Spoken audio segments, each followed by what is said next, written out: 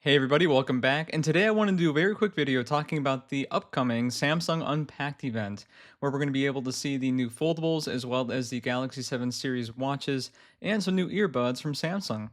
So I wanted to talk specifically about one particular item that caught my eye, and that was the Samsung Galaxy Watch 7 Ultra. Clever naming, by the way, not that we've heard the Ultra name before, Samsung. Also looks a little bit similar too. I'm just saying the Galaxy Watch Ultra's spec sheet was actually released in its entirety. So before you go out and spend a ton of money on this watch, because we're going to talk about that price, it's not good. And before you do so, I want you to take a look at this video so you can understand what exactly you're getting yourself into. Now, a lot of people are comparing the upcoming Galaxy Watch Ultra to the Galaxy 6 Classic watch. And I don't think that's the right comparison to make. I think what we need to do is compare it to the Pro model. And the last Pro model that Samsung came out with was the Galaxy Watch 5 Pro, which, by the way, I just did a video talking about whether or not the Galaxy Watch 5 Pro was worth it or not in 2024. And spoiler alert, it definitely is, especially when we're looking at the Galaxy Watch Ultra coming out. The Galaxy Watch 5 Pro, in my opinion, is the best comparison to this new Galaxy Watch. And that's because they both have titanium builds, sapphire screens, and a lot of other similarities, such as the battery that we're going to talk about. Now, I don't want to go over every single thing of the spec sheet because a lot of it probably isn't going to matter in real life user experience. I want to focus on the things that have changed or improved compared to the Galaxy Watch 5 Pro. Now let's start at the overall size. So as you can see here, it's an overall bigger device, right? So you got a bigger screen. The Galaxy Watch 5 Pro was a 45 millimeter. This will be a 47 millimeter. It looks to be possibly a little bit thicker and larger as well to have that screen real estate. The Ultra is going to have a sapphire screen as well as a titanium case build. And that's the same exact thing as the Pro. So that had the same build. Now there is a little bit of a difference. So the Watch 6 Classic has that rotating bezel, which in my opinion is the best way to navigate. But the Pro has a digital bezel. So it's touch sensitive bezel.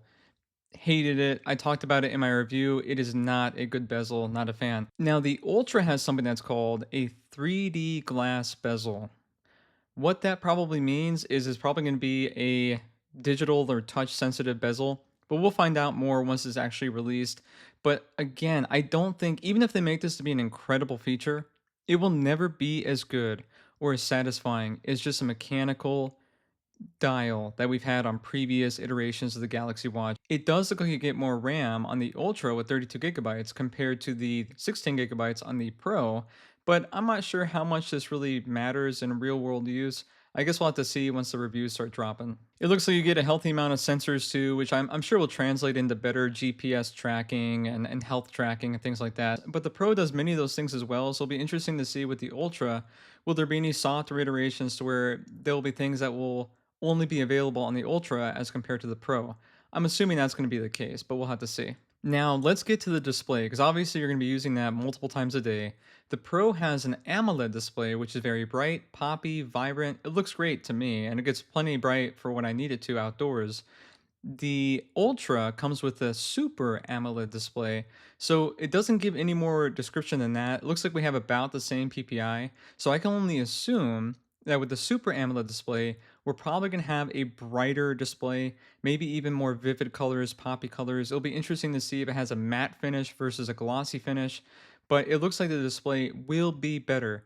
Is it worth the price increase? I don't think so, and we're going to talk about that, but it looks to be like a very good upgrade. One thing I noticed as well is that the weight is a lot heavier on the Ultra versus the Pro. So it'll be interesting to see if the Ultra will be comfortable or if it's going to feel a little bit weighty when you're doing your workouts, when you're exercising. I'm not a huge fan of heavy watches, so I want something that is a watch so I can look at the time and use it as a fitness tracker. But I don't want to sit there and think, oh man, I have a watch. It should be something I don't even notice, right? So it's got to find that healthy balance between, yes, I have my watch on, but I don't want to think about it every single second. It will be interesting to see as well for those who are smaller, might have smaller wrists. Are you going to want the Ultra features that it offers, but you can't put it on your wrist because it's just too big? It kind of reminds me of before when we had, the two phone sizes, right? The larger and the smaller. The larger always had like the additional camera and all these other functionalities. And the smaller, you lost out on those things. But a lot of people bought the smaller one for the size, but they wanted to get the upgrades of the larger device. So they were forced to get into a larger device when they only wanted the features of the larger device, but they didn't want the size of the larger device. So I hope we can have more variety when it comes to size. Maybe bring over a Pro or Ultra watch that might be better for smaller wrists. Now, looking at the performance, so it looks like on the Pro, you get the Exynos W920, which comes with a dual core 5 nanometer chip. But with the Ultra, you have the Exynos W1000 5 core 3 nanometer chip. So you get a much more efficient chip. It'll be interesting to see how this translate into battery life, into software usage.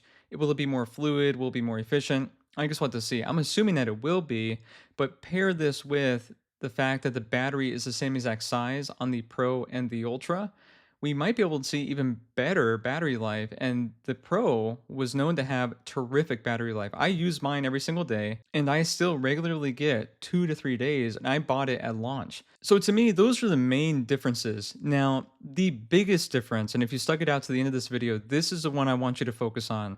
It's the price. The Ultra is rumored to come out starting at $700. So when the Watch 5 Pro came out, that came out starting at $450, which in my opinion was already too much. But now these days on eBay, you can find this watch for about $150. Why would you buy the new Ultra at $700 when you get pretty much 90% of what the Ultra is offering to you?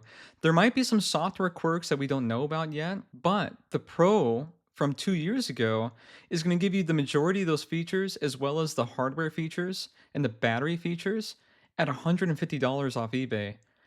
To me, $700 was a miss. That was a huge miss on Samsung.